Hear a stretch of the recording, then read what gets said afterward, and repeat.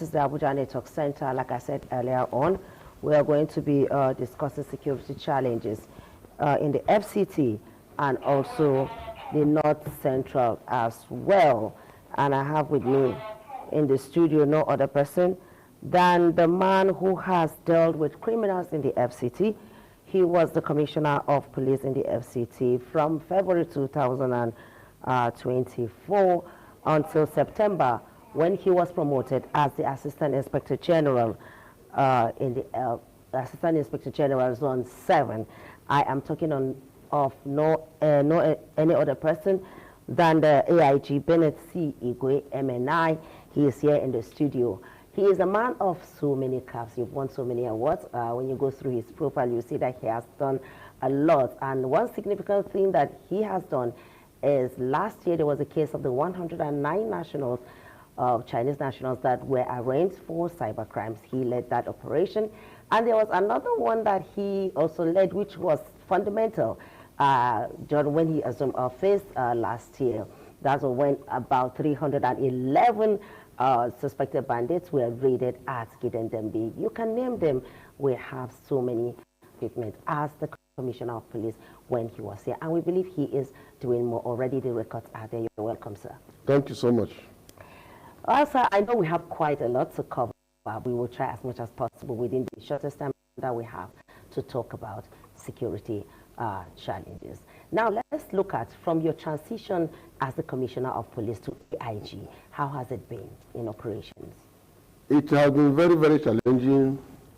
You know, as CPFCT, even though I was overlapping into some states, but now as AIG, I have full responsibility of FCT and Niger, as well as overlapping into Kaduna, Kogi, Nasarawa, who are boundaries of Niger. And you know, Niger is very big. We have been crisscrossing Niger and doing a lot of works in Abuja and the Niger state. And it has been very wonderful. It's more tasking, more operational, more incisive, but we are succeeding. And you know, what many people do not know is that at least 40% of Abuja boundary is Niger. 40% of Abuja boundary is Niger state.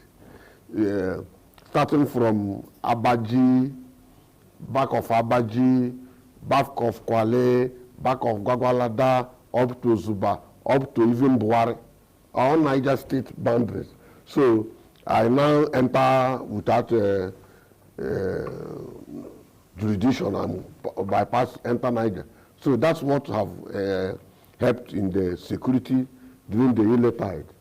You know, people have been expecting much to happen, January, December, Christmas, this, that. But you can see the area was calm, and we have done a lot. The commissioners of police, the IG gave us a motion order, the Inspector General of Police. You know, he's one policeman that likes peace. So he gave us a motion order that he doesn't want to hear any crime in FCT, at Niger, Kaduna, in the whole Nigeria. But our own, specifically because Abuja is headquarters of the nation. So he gave us, he made us not to sleep. He made us to go back, work on the intelligence, use intelligence to do a lot of works, and so many things.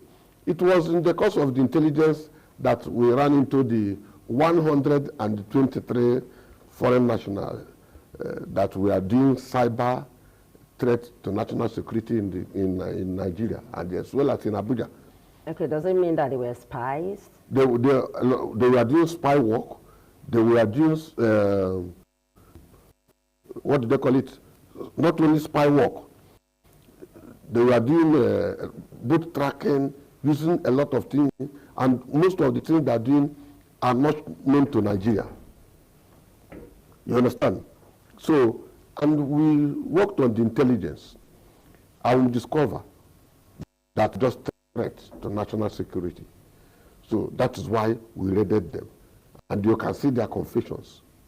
It is very wonderful. Well, you know, it is quite interesting. One would want to ask that how were you able to get them like that and like over 100? Yes. You know, they were doing, yes, we have the intelligence. We followed up the intelligence. That was one of the things AIG has been telling us. Because, you know, to go such work, we must be sure of what we want to do. So, we did it. They were doing a lot of hacking. They hack into people's different accounts, softwares, and that's what they're doing. So, and when we got intelligence, we checked it out, we checked it out, we discovered we have to go. They built a kind of hostel and school, and used it for the whole operation. You will not suspect, because they hire a whole compound. They are the people living there, and that's what they have come to do. All right, sir, from your record, from the record of your operations in Abuja, one can tell that kidnapping bandit was reduced to the barest minimum, because this is something that cannot be said is totally eradicated. Yes. But there were other issues that were internally crime-related, like the issue of one chance, people getting into vehicles. At some point, it's become like almost a daily occurrence. How were you able to deal with that? We have been dealing with one chance. You see, I don't like people saying one chance, calling an offense one chance. Because that is a popular word for it. Yes, it's a popular word. But there is no law in this country that has qualified an offense to be one chance. Rather, one chance is either robbery or kidnapping. When you carry somebody in a vehicle and you are taking the person against his will or wish, and because you have opportunity to hold him or her, you will now send messages for people to pay money through her account or his account, whereby people will go and collect. What you have done is that you have kidnapped that person, and by receiving that money, you have received ransom. And when you have received ransom, all ingredients to prove kidnapping is complete. So we treat you as kidnapper. You have collected the person against his or her wish or will. You have received ransom through the account sent by his or her relations, and you have collected the money. It's ransom you have received. So that's why we treat them as kidnappers. And if you push somebody out of the way, it's robbery. It's by force. So there's nothing like one chance. They are either robbers or they are kidnappers, pure kidnappers or pure robbers. So this is to say, for those who engage in this and think that it's just a minor crime, they should know that it is not a minor crime. That's what I'm saying. It's not a minor crime. People commonize it as if to say it's a minor crime. It's not minor at all. Okay, you can see what I have told you. It's kidnapping. Every ingredient to prove kidnapping in any court of law is complete. Every ingredient to prove robbery is complete. So I don't like people calling it one chance. Call it robbers. Call it kidnappers. So we treat them as kidnappers, pure kidnappers. Okay, I remember when you and Muaz were being honored by the Minister of FCT, Nyesom Wike. Yes. You said that criminals should know that you're not going anywhere. In fact, you went ahead to say that you have more. So now that you have more power, they should know that they should more from you. So that is exactly what is happening. That is why, you know, initially there used to be crimes during the Unitide on the streets, on the roads, because of federal highway, because of people traveling up and down. But you can see this time, area is calm, because we have done a lot to make sure that people travel safely. People are coming back. We didn't travel. We have been crisscrossing the area to ensure security, to ensure safety. So that's what we are doing. I said it and I'm acting it out without fear of affection or ill will. I don't care how anybody feels. But as far as a criminal, you're a criminal, you are in the art of criminality, I'm still around. And you don't near Niger, don't near Abuja, don't near our boundaries. Because we are now entering into our boundary areas. Anywhere we see crime within this zone 7, we must enter. because crime has no limitation and has no boundary. There was a blast yesterday. Yeah, there was a blast yesterday. And it's something that, although when the news came yesterday, there were conflicting stories. But as of this morning, at about 1 or 2 persons lost their lives, pupils, and has there been any arrest? Yes, there have been an arrest.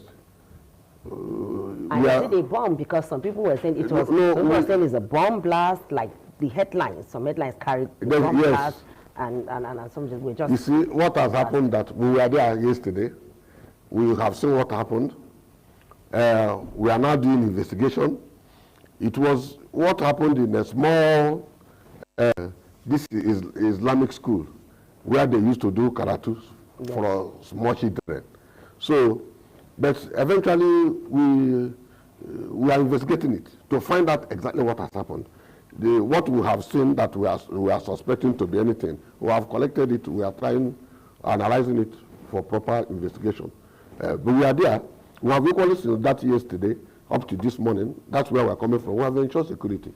From here now we are moving back because from that Kuchi Bay, after Biaji, you meet after Kuchi Bay, you go to Gita 1, you go to Gita 2. From there you enter Caravan. We have come to the whole area.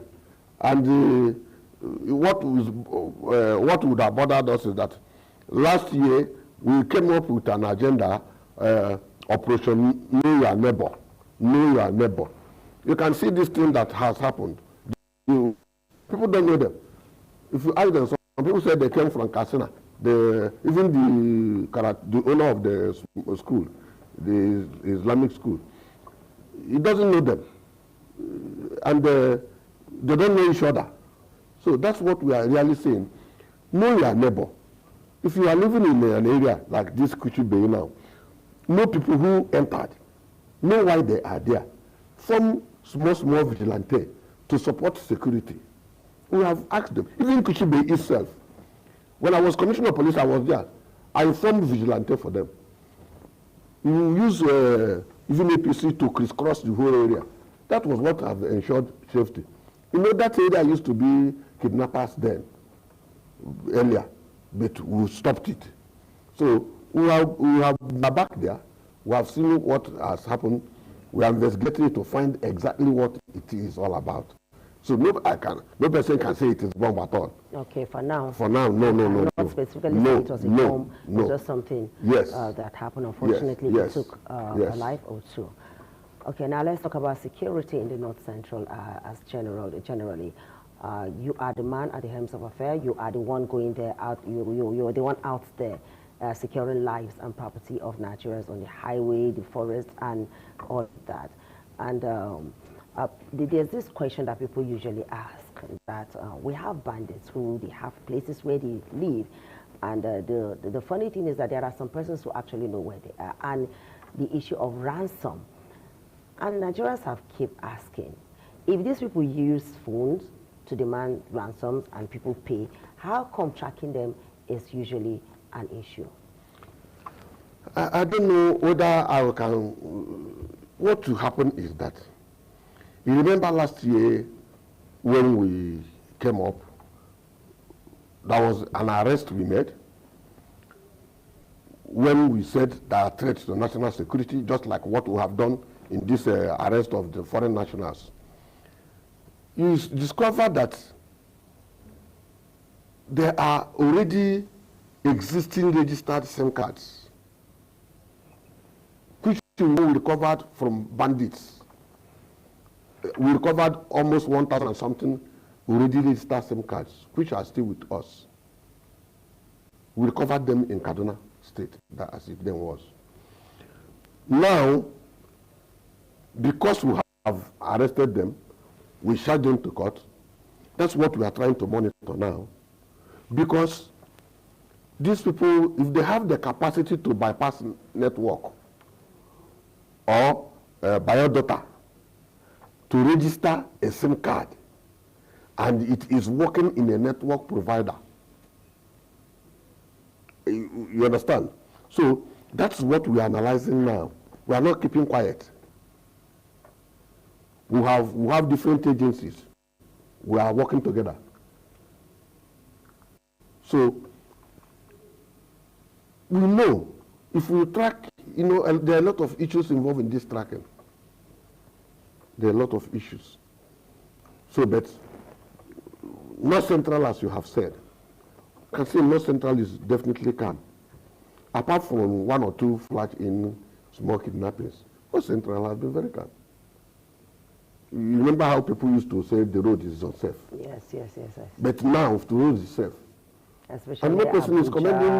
The road Yes, from Abuja to Kaduna. Yes, from Abuja to Kaduna. You remember how people used to talk? It's impassable. Now they are passing. And no person is commending security. No. Because they don't know it's sleepless nights. No, they are commending security. You know that. Because the security forces have to work extra. We put in extra time, we put in extra effort, we put in extra energy. It's extra that is making the difference.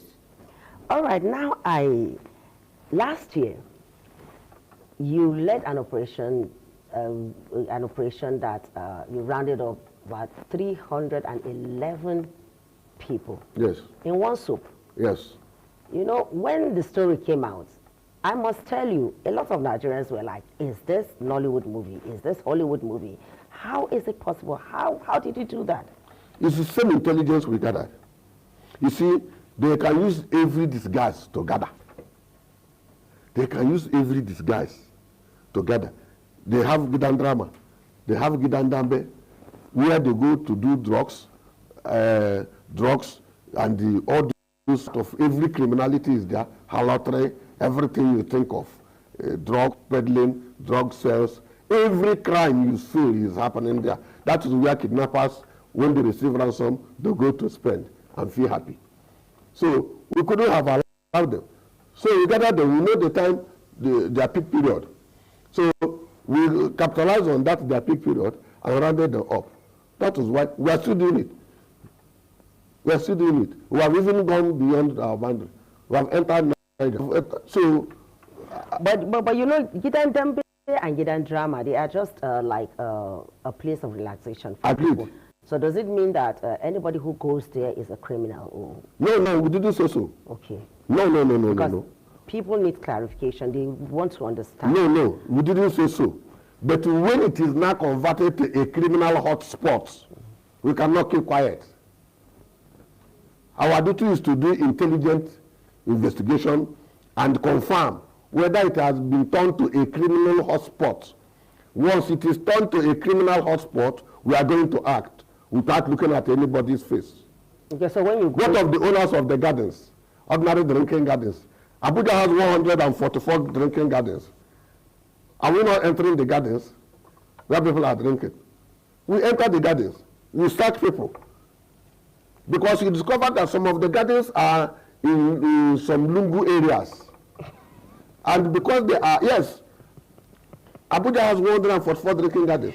Abuja has 24. Okay, the ones that are not in Lungu, plus the ones that are in the Lungu. All of them. All of them. We have to create garden protection, garden stop and search to do that. Abuja has 24 satellite towns where people living in them has no address. From Gishiri to Kabusa to all of them. People living in them has no address. So that's where you see some of those gardens. That was what we raided last week in Kabusa. You can see what we recovered. So all these things, we can't keep quiet. Okay, what about the big gardens in the We only go, even the ones in Maitama. Yes. We go there. You can see our effort and what we achieved by Christmas, last December, by the DPO Maitama and our team. That is it. No matter where the garden is. Once you have turned into drug peddling hotspot or criminal hotspot, we have to act. Okay, so now if anybody is going, let's just say innocent citizens, you want to go to relax. So it is wise for you, if you're going into a garden, for you to check. Yes. We don't arrest innocent person. What do we have to do? Okay, No. And the ones that carry exhibits. Once you search the person, once you see them, they must sit secludedly. Wow. They must sit securely deadly. Once you enter a garden, we see those who are sitting securely deadly. They can only call the waiter to come and serve them. The waiter will go out. The waiter does not know what they are discussing. And they don't want people to hear what they are discussing. They will sit securely deadly. You understand? So that people will not hear what they are discussing. Even the peddlers, they will equally sit, have their table, sit securely deadly. So if any person want to come and buy, he will just come, thereby move to his own seat. You understand me? So we know. So how do you deal with the bad eggs among you? Because we are all humans. We know this is how they play out. Once in a while, you get one police officer that will deviate. The Inspector General of Police, IGP Kayode Adolu Ebotoku, has no iota of tolerance for policemen committing a crime. He has been dealing decisively, both senior and junior officers. But the public don't get to hear it though. It's not everything public must hear. We who are insiders. So they are watching you, they will say, so when it is ordinary Nigerians, people can hear. No, many of them have been in the press. Our first PPRO has been exposing a lot of policemen who are involved into one or two dirty crimes. We don't hide them at all. But his system of policing, the IGP system of policing, what it has done has sent fear, and it has already done a lot of sanity. I'm telling you the truth. A lot of sanity, sanitizing the police since he became the IG. He has been doing a lot of sanitization in the police. I can tell you authoritatively. Okay. And it has been shown, because most works now professional. Professionalism is the entity.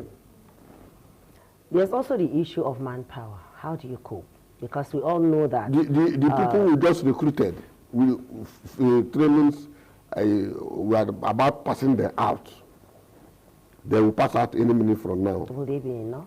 They are not enough, but we are doing second recruitment now. After these people pass out, the second batch will come in, because I know the IGP and the Police Service Commission has already gotten authority from the Police Council to recruit more. So we are doing it. We are doing it.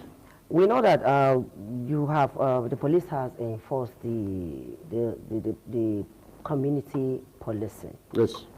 And in all sense of honesty and sincerity, can you tell Nigerians how effective that has been?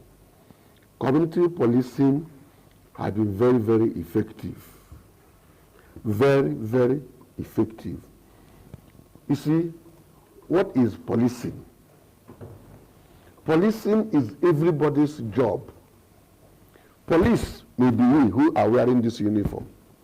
But policing is including you. Policing is equally your job. Many people may not know that even private person, as you are talking with me now, you have power of arrest given to you by the Constitution of the Federal Republic of Nigeria. Arrest any person committing any crime in your presence. You have the right. So community policing has been working. We have been getting information. Now we have involved the vigilantes, we have involved the civilian JTF, we have involved the hunters, we have involved other statutory security agencies, and we have involved all. Because many of them have information. Even the headers, some of them have information. From the bush, they will give you information of what is happening. Your duty is now to plan to enter and attack. So the community policing system has been very wonderful. I'm telling you the truth. It has accounted for a lot of successes. As I was CPFCT, even now, if you see the calls I receive from villagers, from Keke Napep, from Okada riders, from village heads, from church leaders, you will be shocked. From hunters, you will be shocked. At least Nigerians watching you now and listening to you will side, we will say, okay, things are getting better. Very, very better. Now at least sleep with our 2 eyes closed. You can see Abuja. Well, I need to ask you this. For somebody who studied estate management and you went into finance, you know, how did you, because when you look at this finance, estate management, and what prompted you into joining the police force? Because it would have been in banking. Yes, I agree. What was the motivation? I have passion of fighting crime. It's the passion. Because when you see if you see criminality happening in an area, you feel, can't somebody do something? Can't somebody do something? Why should this thing happen? It's because somebody has refused to do something. That is why this thing is happening. Like your slogan, if you see something. Somebody will see something, he didn't say something. But if somebody sees something and says something, somebody must have the passion to do something. That is what brought me. I'm sorry, that's the truth. Just that. Yes. It's just the passion to do something when somebody has said something. That's why we give 5 minutes response to any crime in FCT. 5 minutes, we'll be there. Okay, can you just educate Nigerians some security tips, especially as regards to if you're entering a vehicle from point A to point B, yes, what to look out for, at least as to safeguard yourself? I have told Nigerians that even though the people they call one chance, the kidnappers, the people they call one chance people, you know, they're on the street. Initially, they used to go with unmarked taxis. Now they have repented most of their taxis. But many of them are no longer in the town. We have chased many of them away. Since we started treating them like kidnappers, many of them are in the prison. Those who are alive, because they are kidnappers. And as you enter any vehicle, what happened to so many people is that many of those people are in the bus stop. Before a taxi will stop at the bus stop, somebody has already shouted, "Wuse, a passenger." He didn't allow the driver to tell him he is going, to know if it is where you are going. You will shout, say, "Wuse," it's enter. You open the door, you enter. And once you enter, if you see that it's one chance, because that is what people call one chance, the vehicle will have 2 people. Now, women are involved. They even dress very religiously for you not to suspect that they are now one chance people. They will dress. They now have women involved into the group. So that must be only one chance remaining, either at the back or in the front, but mostly at the front. So if you want to enter a vehicle, you see 1, 2, 3, 4 people already in the vehicle, be wary of the vehicle you are entering. Most of the plate numbers are defective. I told you people how the group that we intercepted the Wuse one time that went viral, how the plate number, after our investigation, we discovered that the plate number in the taxi was for a trailer, a condemned trailer vehicle. So look out for the vehicle you are entering. Watch whether the vehicle is a good taxi for you to enter. Check the plate number. If you have small phone, you can snap the plate number if you have the opportunity. If the vehicle has no plate number, no person needs to tell you that the vehicle means for crime. Well, sir, I sincerely hope we had more time. Like I said before we started this interview, that we have a very short time, because I know that we have so much to cover. But regardless, thank you very much for being part of this program. And I believe that Nigerians watching you right now, they will know how to safeguard themselves. So you want to enter a vehicle, please be vigilant. We've been talking with no other person than the AIG, Bennett Chinidum Igwe. MNI. He was the Commissioner of Police in the FCT, and now he is the Assistant Inspector General, Zone 7. As you can see, he has more powers. He covers not just FCT, he covers FCT, the entire North Central is under his jurisdiction. So with a man like this who has done so much, we can say that security stability is just a breath away. Thank you very much. Thank you so much. Thank you, Nigerians. God bless all of you.